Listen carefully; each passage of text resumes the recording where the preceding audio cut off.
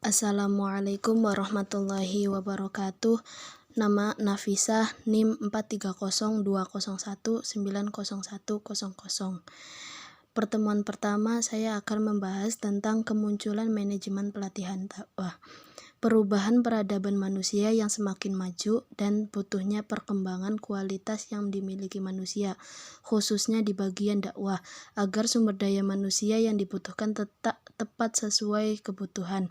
Jadi, dakwah zaman dahulu dengan zaman sekarang jauh berbeda, karena zaman dahulu harus bertatap muka karena belum ada media teknologi. Seiring dengan perkembangan zaman sekarang, dengan melalui media seperti internet, telepon, dan lain sebagainya. Ada 3 komponen dalam manajemen pelatihan dakwah. Yang pertama yaitu manajemen. Manajemen secara bahasa yaitu melatih atau mengendalikan, membimbing dan mengawasi, memperlakukan dengan seksama, mengurus perniagaan. Sedangkan menurut Ridwan dalam bukunya Dasar-Dasar Manajemen Proses Poach terhadap anggota organisasi dan untuk menggunakan semua sumber daya organisasi untuk mencapai tujuan yang telah disepakati. Intinya untuk mengendalikan. Yang kedua yaitu planning. Pelatihan menurut William suatu kegiatan di staff yang tujuannya untuk mengembangkan sumber daya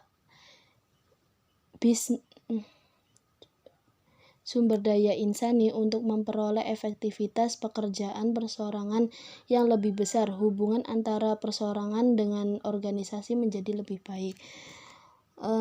Yang ketiga yaitu dakwah. Dakwah mengajak. Menurut Ali Mahfud, dakwah memotivasi manusia untuk berbuat kebaikan dan untuk mencegah hal yang mungkar agar memperoleh kebahagiaan. Materi yang kedua yaitu perencanaan pelatihan dakwah. Manajerial dalam dakwah merupakan aktivitas yang dilakukan sebuah kelompok dalam lembaga untuk mewujudkan usaha tertentu melalui 1. Pengumpulan sumber daya dan segala bentuk fasilitas dakwah, baik itu manusia, tempat, atau lain sebagainya. Yang kedua yaitu orientasi, serta pemanfaatan sumber daya secara maksimal. Allah mengerjakan tantangan perencanaan dalam Al-Quran yang artinya, dan kami tidak menciptakan langit dan bumi dan apa yang ada di antara keduanya tanpa adanya hikmah. Yang demikian itu adalah anggapan orang-orang kafir. Maka celakalah orang kafir itu karena mereka akan masuk neraka. Quran Surat As-Sad ayat 27. Jadi apa yang telah diciptakan oleh Allah itu pasti ada hikmahnya. Selanjutnya, penemuan kebutuhan pelatihan dakwah dapat dilakukan melalui studi pengkajian kebutuhan pelatihan dakwah atau disingkat SPKPD. Adalah suatu studi yang di dalam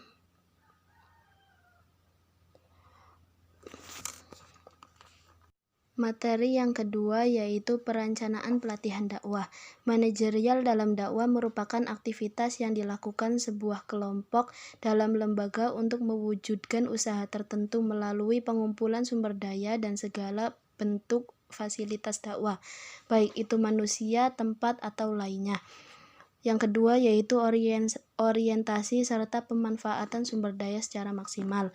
Allah mengerjakan tantangan perencanaan dalam Al-Quran yang artinya, dan kami tidak menciptakan langit dan bumi dan apa yang ada di antara keduanya tanpa adanya hikmah. Yang demikian itu adalah anggapan orang-orang kafir. Maka celakalah orang kafir itu karena mereka akan masuk neraka. Quran Surat As-Sad ayat 27. Jadi, apa yang telah diciptakan Allah itu pasti ada hikmahnya.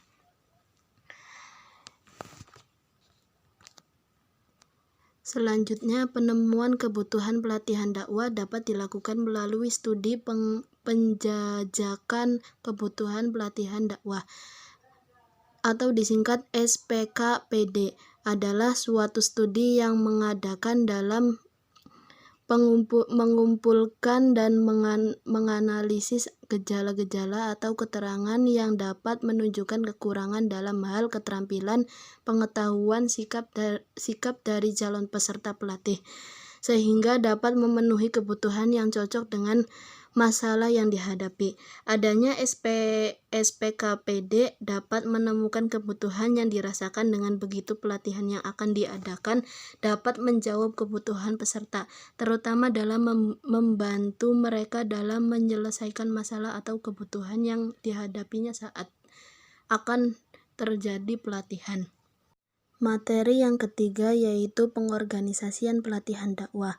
Pengorganisasian adalah seluruh proses pengelompokan orang-orang, alat-alat, tugas-tugas, tanggung jawab, dan wewenang sedemikian rupa sehingga terciptanya organisasi yang dapat digerakkan sebagai suatu kesatuan dalam rangka mencapai tujuan yang telah ditentukan. Ada 2 poin yang harus diperhatikan dalam organisasi, yaitu struktur organisasi.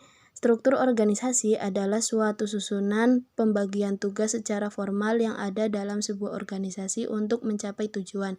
Yang kedua yaitu aspek perilaku. Sikap dan perilaku orang yang beraneka ragam dalam organisasi dipelajari untuk mencari solusi tentang bagaimana manajemen dapat mengelola organisasi secara efektif. Membentuk kepanitiaan pelatihan dakwah. Kepanitiaan merupakan bentuk dari tahap pengorganisasian.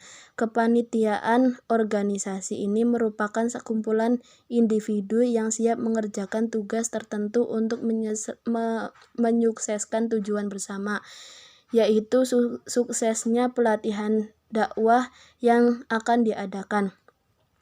Keberadaan kepanitiaan sangat diperlukan.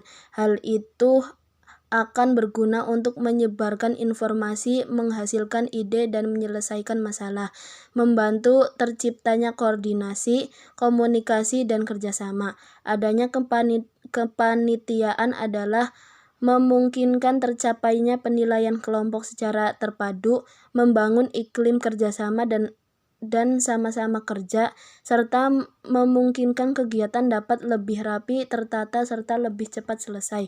Kepemimpinan sebagai kunci pengorganisasian. Kepemimpinan merupakan kunci utama dari kepanitiaan dalam pengorganisasian yang efektif. Dialah yang mengatur seni dan strategi pengorganisasian.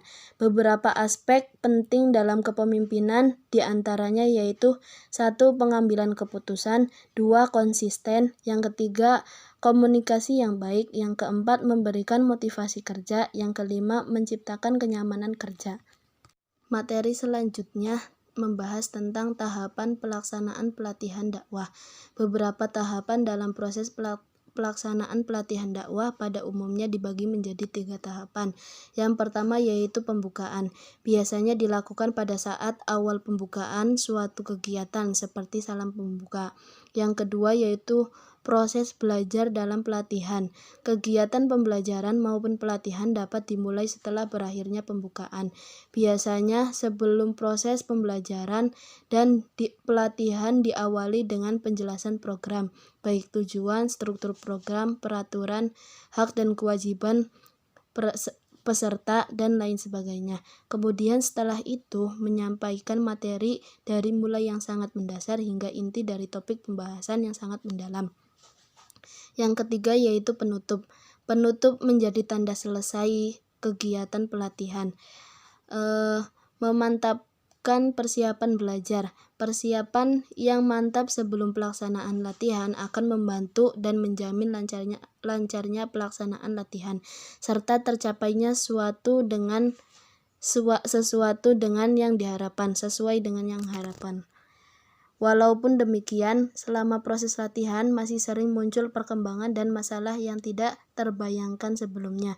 Masalah itu ada kalanya berkaitan dengan materi, judul pelatihan, ataupun peserta. Oleh karenanya, selama pelaksanaan pelatihan diperlukan kesiapan dan kesediaan pihak penyelenggara untuk mengadakan penyesuaian bila memang perlu. Terakhir yaitu media pelatihan dakwah. Pada proses belajar, Seseorang dapat memakai media yang lebih ditekankan sebagai sarana untuk mengembangkan keaktifan peserta dalam kegiatan. Media latihan dakwah mendukung dalam metode mencapai tujuan suatu materi yang disajikan. Fungsi media dapat juga disebut sebagai penghayatan, pemulaan diskusi, informasi, atau instruksional. Cukup sekian dari saya, kurang lebihnya mohon maaf. Wassalamualaikum warahmatullahi wabarakatuh.